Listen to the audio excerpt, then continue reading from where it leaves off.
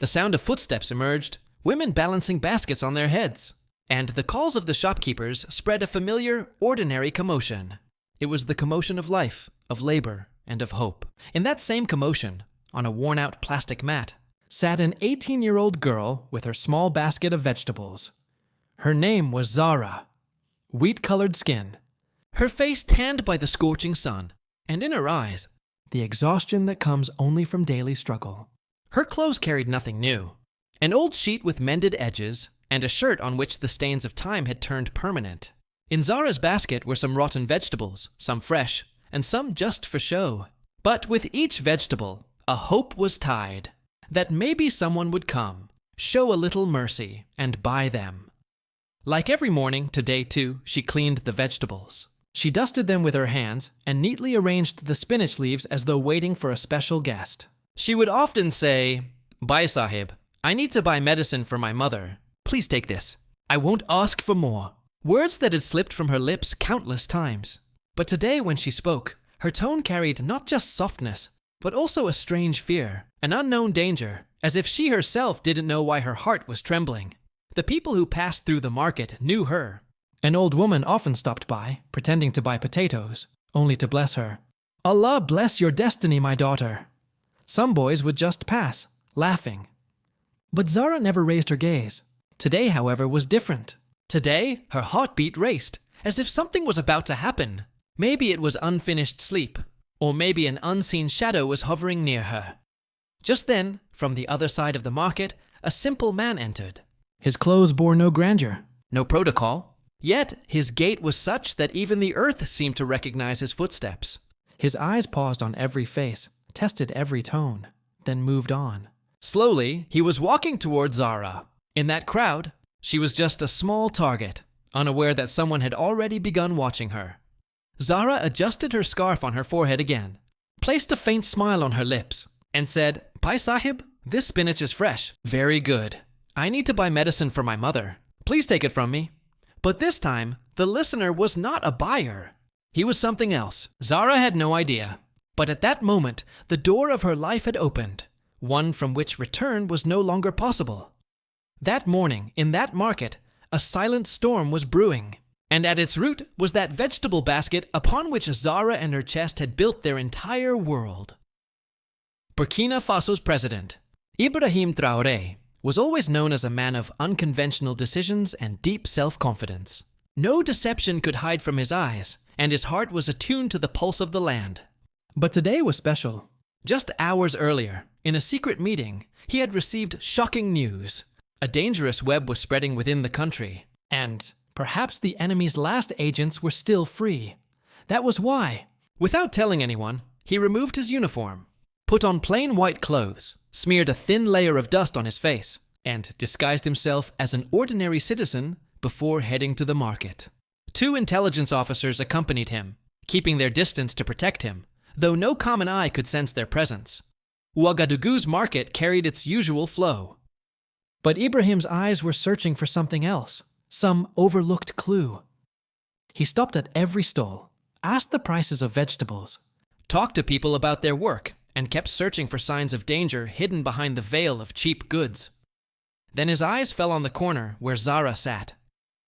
From afar, she looked like just any other girl, but something was different. Her manner, her silence, her seriousness, it didn't hide a simple story. Ibrahim slowly moved toward her. His steps touched the ground softly, but his gaze was sharp. Zahra looked up, smiled, and said with utmost simplicity, "Bhai Sahib, please take this spinach. It's very fresh. I need to buy medicine for my mother." The same words she had repeated for days. But Ibrahim felt something rehearsed in them, as if these words were not from the heart, but trained into her tongue. His eyes fell on her clothes.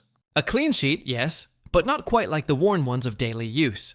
Her nails were trimmed, as though she had once lived a better life. Then something else startled him. The faint scent of expensive perfume. He bent closer, glanced at her basket. The vegetables looked ordinary, but some leaves had a strange, shiny layer, like a coating of glass or chemical. Ibrahim's sixth sense rang an alarm. Quietly, without showing, he picked a leaf, brought it near his nose, and instantly understood. These weren't ordinary vegetables. Something had been sprayed on them. Maybe a chemical, maybe a virus. He gave a subtle signal to the officer standing nearby with his eyes, then asked Zara, "Do you sit here every day?"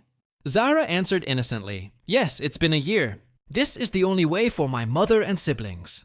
Ibrahim's face sank into a lifeless seriousness. He glanced around.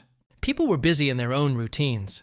No one had the slightest idea that a decision was about to be made, one that could determine not just Zara's fate, but the destiny of the entire nation. A question echoed in his heart.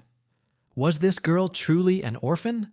Or an enemy agent, poisoning the nation's heart under the guise of poverty? Ibrahim Traoré, whose experience had taught him to recognize the craftiest faces of the enemy, now looked at Zara, as though unraveling a complicated knot. His eyes studied her face, her dress, the slight tremble in her voice, even the rhythm of her breath. And then a faint, unknown fragrance made him alert. It was the very same scent he had smelled months earlier, in a secret European meeting. At that time, a French scientist had told him that certain intelligence agencies trained female agents to use a special perfume, not only to conceal their identity, but also to spread certain chemicals or signals through it. To ordinary people, it was just a fragrance, but to a trained nose, it was a warning. Ibrahim refused to lose himself in that moment. Slowly, he picked up another vegetable, what looked like a spinach leaf, but upon touching it, his fingers felt a faint stickiness. He brought it near his nose, inhaled, and then closed his eyelids slowly. The same expensive fragrance, the same hidden secret. He placed the vegetable back, wiped his fingers on his clothes, and this time gazed deeply into the basket. Some vegetables looked unnaturally fresh, as if artificially preserved. Some had a faint shine, like glycerin, or a lab-made chemical had been applied. Zahra noticed his hesitation and nervously said, "Sir, do you want something?" "If you don't like this, I can give you other vegetables." That word, sir. Ibrahim was struck even more.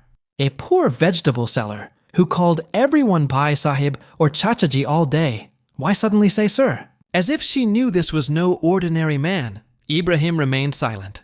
Behind him, his officers were already moving. The distance was closing. One slipped his hand beneath his coat, toward a radio, maybe a weapon. The other signaled the outer security unit stationed outside the market.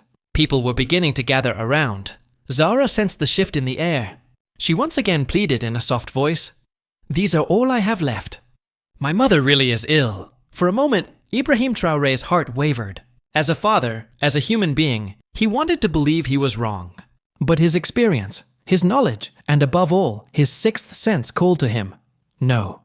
This was not just a vegetable seller. And in that moment, Ibrahim did what only he could do. He gently tipped over the bottom of the basket. All the vegetables scattered across the ground. For a moment, silence spread across the entire market. Zahra's scream broke out. "What have you done?" "My everything, everything." She panicked, bending down toward the ground. A man nearby came forward and scolded. "Why did you knock over the girl's vegetables? Aren't you ashamed?" Then something happened that astonished everyone. Ibrahim Traoré slowly removed his glasses, and in the light his face became clear. People's lips burst out uncontrollably. "Oh, this is the president!" The crowd began to part. People stepped aside. Zahra's face had gone pale. For a moment, a light flashed in her eyes.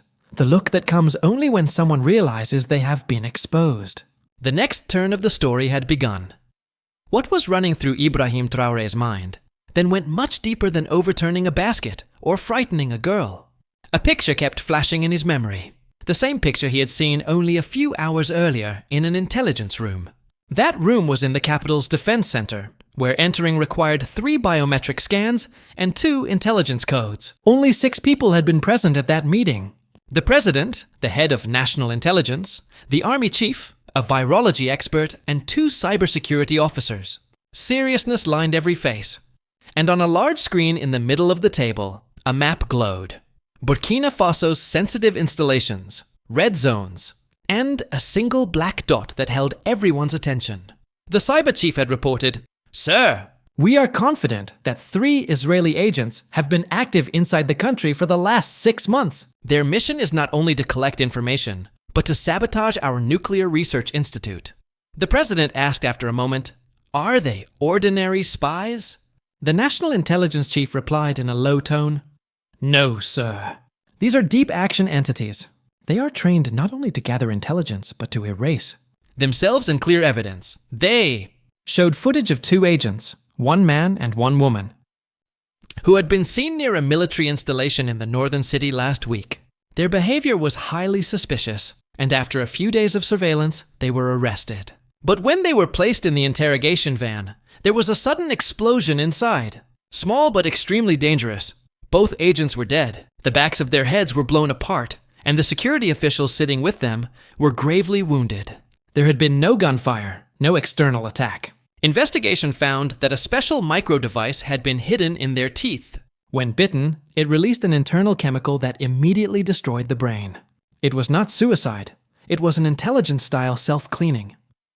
The enemy did not want its operatives to reveal anything. That was what made this mission so dangerous. Yet one agent remained alive, the one who had not appeared in any photo, had not been captured on camera, and had evaded every eye. She was the true agent, the most dangerous. And according to intelligence reports, she was a woman, young, extremely attractive, skilled at conversation, and importantly, engineered like a psychological weapon. The virology expert presented the report. She was selling vegetables in the market sprayed with a virus. This virus would activate under certain conditions after 6 months. The day it awakened, a large portion of the nation would fall ill and suffer. The room fell into stunned silence, and at that moment, Ibrahim Traoré made the decision that perhaps no one else would dare. I will go myself, among the people, without protocol. I want to identify that face with my own eyes. Now the look of awareness on Zara's face confirmed all of the president's suspicions. She was not an ordinary girl. She was the final agent. The sound of vegetables scattering through the market rang like a muted explosion. The air echoed and people froze. Those who had been offering prayers and blessings to an orphaned, innocent poor girl until noon were now staring in amazement at the scattered produce and at the man who had come in the guise of a buyer. It was now clear he was no ordinary man. It was Ibrahim Traoré, the nation's president.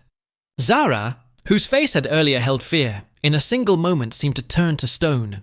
She wore the expression only those wear who have been unmasked. Yet her words still stuck to the rehearsed lie. "Sir, why did you do this?" "What fault have I committed?" she screamed, and there was that acting in her voice that belongs only to thoroughly trained operatives. Ibrahim gave no answer. He signaled to the intelligence officer behind him. The officer stepped forward at once and, together with others, attempted to restrain Zara. When the crowd saw the scene, a flood of anger, astonishment, and confusion rose. A young man who perhaps bought from Zara regularly stepped forward and said, "Mr. President, this is cruelty. She's a child. Why is she being dragged? Will every poor person now be called a spy?" An old woman cried out, "We have seen her for years. She comes every day and sells vegetables." "What has she done?" Noise erupted in the market. Some people pulled out phones and began recording. Others shouted, "This girl is innocent!" Yet Ibrahim Traoré looked at Zara in silence with a solemn face as if fighting. An inner battle, a president's battle whose heart leans toward humanity but whose duty and the country's safety demand hard decisions. He signaled again. Officers immediately placed a metal dental cage-like tool into Zara's mouth. The same device that had been used earlier to prevent the self-activation of the suicide devices hidden in the mouths of the 2 captured agents. Zara let out a sharp scream. Not merely from physical pain, but from the humiliation and the breaking of some inner reserve. Her scream carried the anguish of a person whose mask had been ripped away. Yet the world remained doubtful. Ibrahim looked at the crowd and raised his voice into the air. "This girl is not an orphan. She is the enemy. She isn't selling vegetables. She is selling death. If we did not capture her today, tomorrow your children would be writhing in hospitals." For a few moments the market fell silent. Then some people slowly stepped back. Others bowed their heads. Someone whispered, "The perfume?" "Yes, that smell." "I have smelled it too," another said. Ibrahim signaled to the officers once more. "Take her away. Full protective protocol is essential. A moment's negligence could cause the ruin of this nation." Zara was taken from the market. She no longer screamed. Her eyes carried a strange, flame-like composure, as if she knew she had been on a mission and now had to accept defeat. She was no longer merely a poor vegetable seller. She had become the center of a war. and Ibrahim Traoré knew that the real battle was just beginning.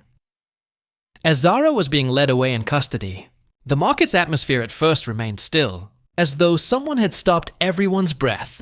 But moments later, as if someone had shaken the anger hidden behind that silence, voices rose. People cried, "This is injustice! To call a poor girl a spy, what a joke! Who gave the president the right to trample our dignity?" Zara was still not beloved by everyone. The years had made her a quiet part of the market's landscape, and suddenly calling her the enemy felt unacceptable to many.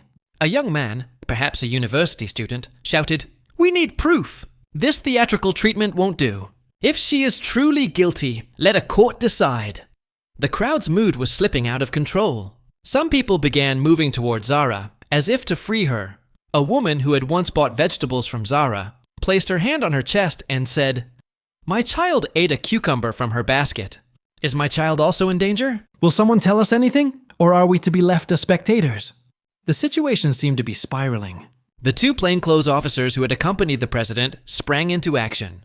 They called nearby units on the intelligence radio for an emergency response, and security personnel positioned themselves around the market. At any moment, there could be scuffles, uproar, or even a riot. Ibrahim Traoré, who had until then watched everything silently, now stepped forward. On his face was that authority reserved for leaders who do not bow in tough times, but stand the nation up. He raised both hands to quiet the crowd. "Silence! Give me just 1 minute." His tone rang out, soft, not threatening, filled with resolve. People fell quiet. Some faces were full of anger, some fearful, some expectant. All eyes turned to him.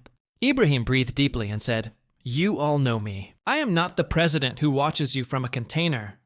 I am the president who stands with you on the same soil. I am a father, a son, a husband.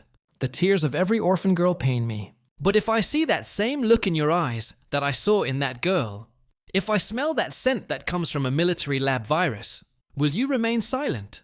An old man slowly nodded, then said, "We never understood that scent." Ibrahim continued, "I promise everything will be justified. Tonight I will address the nation. I will show you the truth that wounded my heart. But today, trust my decision, because it is for your protection, for the safety of your children." The crowd began to disperse. Some people quietly stepped back. Some held their heads in disbelief, while others' eyes still carried suspicion. Yet the anger had subsided. Ibrahim Traoré looked one last time at Zahra, who was now seated silently inside the security vehicle, quiet on the outside, but as if fighting another war deep within.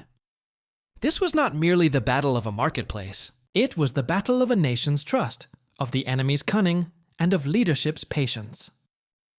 The security team had now transferred Zara to the capital's most secretive interrogation center. This was not like any ordinary prison. The walls were layered with soundproof insulation, the doors reinforced with triple locks, and every step monitored by biometric surveillance. This was the place where, over the years, truths had been extracted from the nation's deadliest enemies. And today, into that very chamber, had been brought the most dangerous pawn of all, disguised as a simple vegetable seller. Zara remained utterly silent. She was not screaming, nor begging for mercy.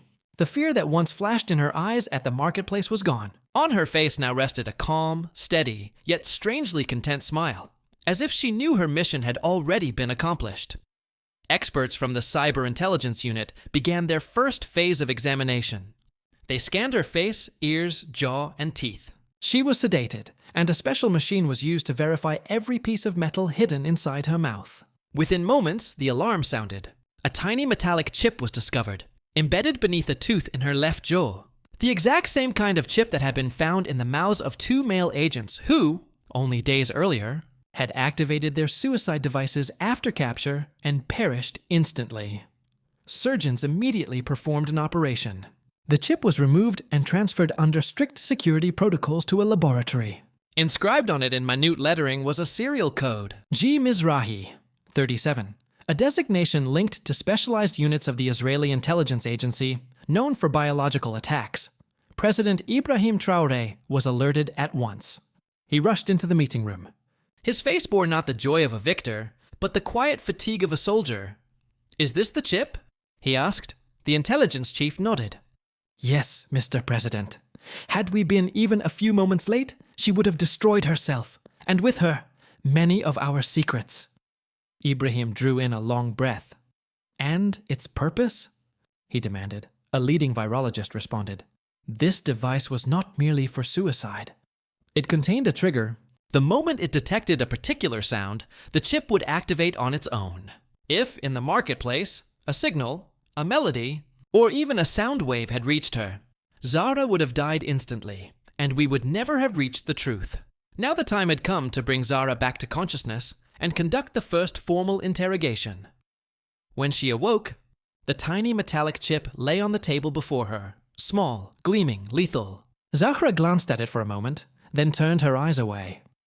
So, you managed to take it out, she said softly, as though a hidden secret had just been exposed. The interrogator asked, Why did you do all this? Who do you work for? Zahra raised her eyes, smiled faintly, and in a low but piercing voice replied, You people think war is only fought with guns. We mixed war into your food. We wanted to kill you from inside your own homes, without firing a bullet, without showing a weapon.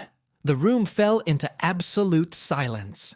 Her confession said it all. This was no longer a war of cannons, but of vegetable baskets, children's hunger, and a mother's medicine. In Ibrahim Traoré's eyes, not anger, but a deep sorrow emerged. So this was the enemy's true strategy: silent death. That night, Ouagadougou's skies were eerily silent. Streets deserted, windows closed, but inside every home, a single question echoed. Zara really was a spy. Are we truly part of a war whose weapons are vegetables and scents? On state television, people sat glued to their screens. On social media, hashtags went viral. Was Zara the spy? Just a silent war, that President Ibrahim Traoré announced he would address the nation directly. The people waited anxiously for that moment. At 9:00 p.m. sharp, when the cameras turned on, Ibrahim Traoré appeared on screen. No stage, no flags, just a simple wooden table, a glass of water, and his calm yet commanding eyes. He greeted the nation. Then he remained silent for a few seconds, a silence louder than any scream. My dear compatriots, his voice finally rose, soft, but brimming with resolve. Tonight, I do not stand before you as a president, but as a father, a brother, and a common citizen of this land. What I am about to tell you is not a tale, but a reality, one that spread among us in silence, and one that could have proven deadly. He lifted a small transparent box in his hand. The camera zoomed in, revealing the same metallic chip removed from Zara's jaw. This, he said, is the device capable of ending a human life. But it is not just a device. It is the story of a girl, one you believed poor, orphaned, and harmless, whose vegetables you bought for years. He narrated Zara's confession. He revealed that she was linked to an Israeli intelligence cell, whose mission was to cripple Africa through its food supply.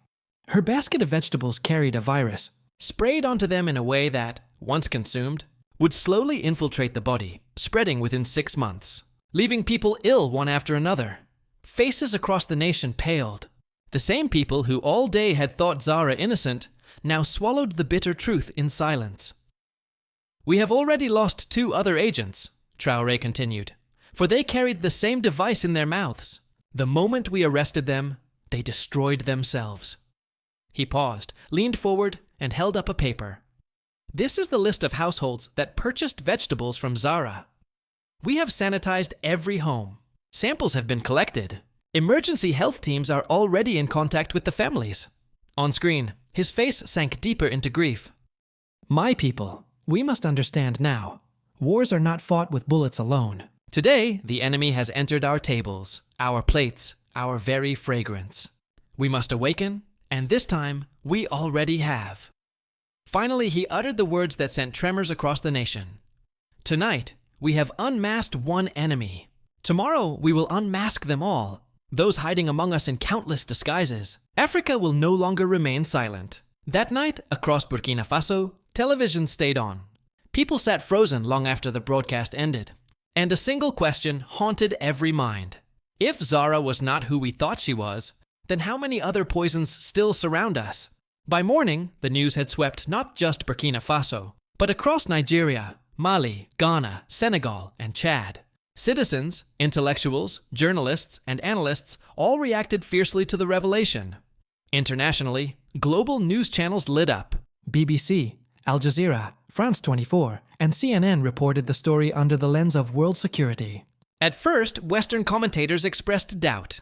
Could a simple vegetable seller truly be an enemy agent? Was President Traoré exploiting the incident for political gain? But when Burkina Faso's intelligence agency released video footage showing Zara handing select vegetables to select individuals, and published laboratory reports confirming contamination, Western voices began to fall silent. Especially when one video emerged, Zara speaking to a local businessman in cryptic words. The rain from yesterday has had great effect. Perhaps the air next week will carry a stronger fragrance. Experts confirmed these words pointed to the progression of the virus. The UN Security Council convened an emergency session. African representatives raised their voices. The Burkinabe ambassador declared firmly, "We have always suffered the outcomes of other people's wars. But this time, the war was planted in our own fields. We will not remain silent. If Israel's intelligence agency is involved in this plot, then the international community must face the truth." But when the UN demanded a response from Israel, a deep silence followed. The Israeli government issued no official statement. Their media dismissed the Zara incident as African propaganda, while within the country, only the quiet movements of their security forces betrayed a hidden unease. The silence itself began to grow, and that silence became a scream. Across African nations, the perception spread quickly that perhaps Israel truly was involved in this covert war. Especially in countries like South Africa, Nigeria, Ethiopia, and Algeria, Israeli ambassadors were summoned and asked for clear answers. On social media, young people expressed their solidarity, with hashtags like "Shifut is not a weapon" and "Zara was real", doubtless. Who once considered Israel a progressive and advanced state, now began to see it as a hidden enemy, an enemy quietly stealing Africa's dreams. Public trust in Ibrahim Traoré's leadership only grew stronger. In markets, people burned Zara's pictures, declaring, "Our land will remain pure, even if we must remain hungry." Meanwhile, Burkina Faso's intelligence agencies began monitoring all those connected in any way to Zahra.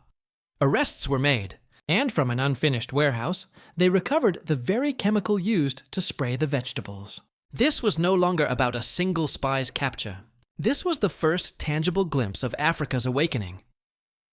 After Zahra's arrest and President Ibrahim Traoré's courageous address, it was not just Burkina Faso, but the entire continent that felt a new wave rising. It was a wave of awareness, of confidence, and of the realization that the enemy would not come with cannons or tanks, but hidden in our meals, our traditions, and our silence.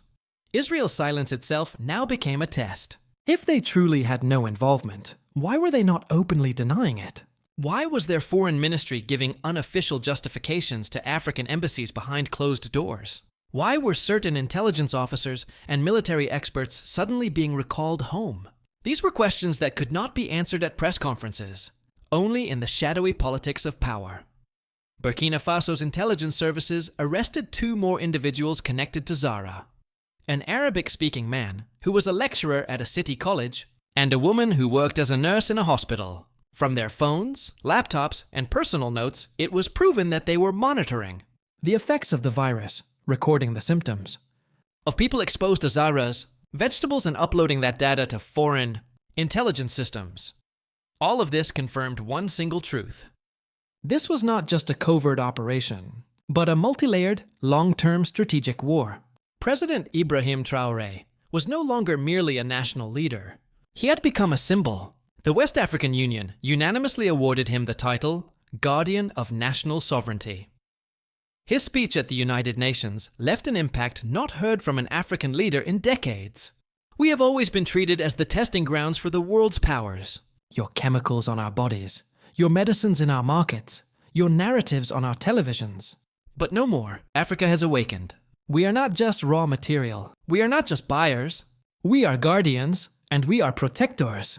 His words drew applause from around the world, except in a few Western capitals, where faces remained stern and conference tables silent.